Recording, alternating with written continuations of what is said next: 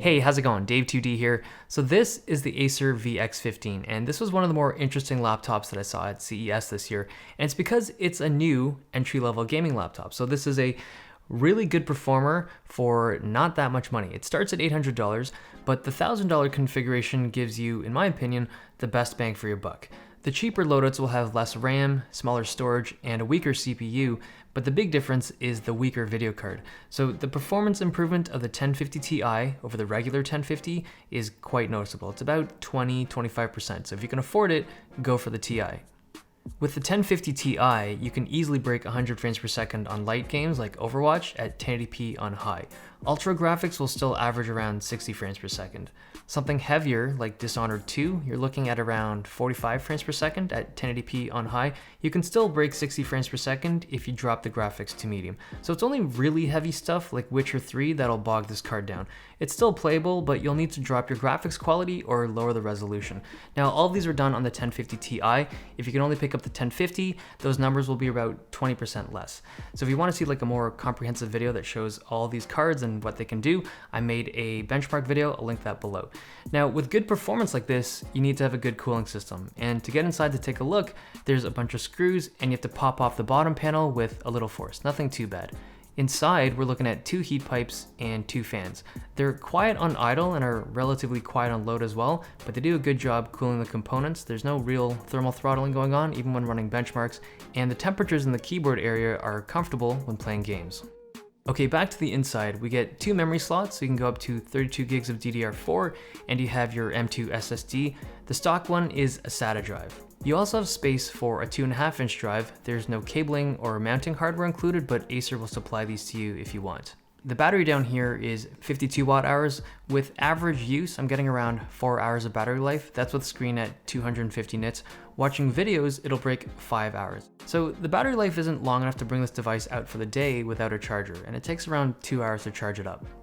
As for the external aesthetic, it has a similar design language to the Predator laptops that they make with that red angular exhaust. Personally, I don't love the design. It's definitely more gamer oriented, but I don't think it's too gaudy.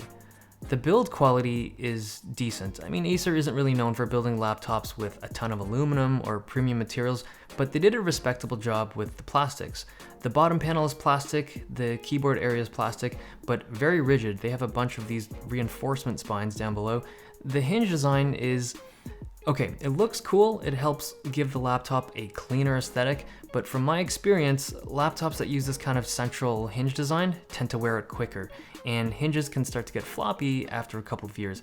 I don't know about this one, I mean it seems really solid, but I don't know about the long term. The top panel has these red accents. I don't think they light up, at least I could never get them to light up, but it has this brushed texture, like this faux brushed metal thing that Acer does. I've always liked this. The screen flex isn't too bad. You have to torque it pretty hard to do this. Alright, so the display, when you're not twisting it around, is decent for the price. I mean, keep in mind this is a budget-oriented laptop. It's a 1080p non-touch screen. My unit has an IPS panel. I believe it's a retail unit, but there are some units out there with TN panels. You should try to get the IPS panel if you can. It gets reasonably bright and has good contrast. Color gamut though isn't great, and the viewing angles could be better for an IPS panel, but for a gaming laptop, this does the trick. If you're curious, this is what the webcam looks and sounds like.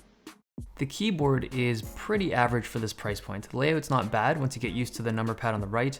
Keystrokes have a good amount of travel and there's red backlighting.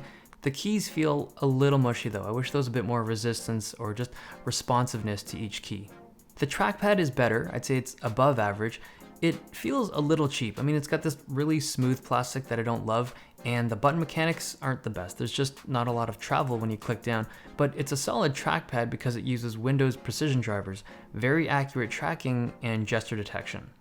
Okay, the speakers. In terms of their actual audio quality, they're not amazing. They're laptop speakers that don't have much bass, but they face the user and they're loud enough, or at least louder than the fans, that I could rely on them for positional audio in games without using headphones.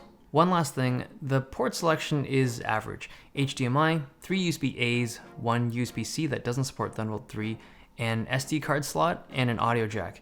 My only knock, and this is a minor one, is that the majority of the USB ports are on the right side. So if you have a bunch of stuff connected, it can get in the way of your mouse movements.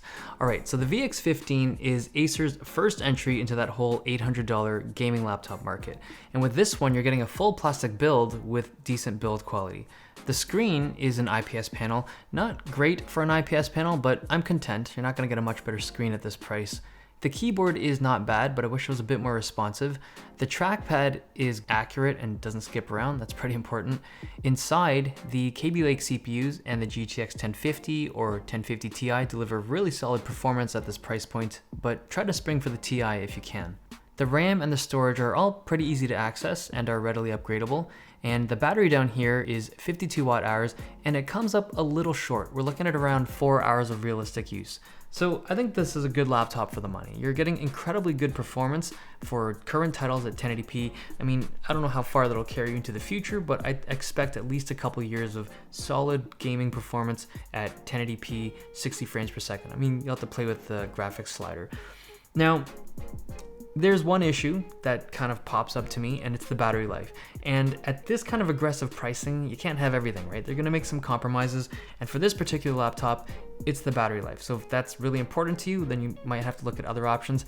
But I know some of you are interested in like a more direct comparison between this one and the Dell Inspiron 7567. I will be doing a more kind of nitty-gritty comparative video between those two, and I'll likely try to introduce a third laptop into that mix because there's a third device out there that's similarly priced that should be coming in very soon. That's the end of this video. Hope you guys enjoyed it. Thumbs if you did, subs if you loved it. I'll see you guys next time.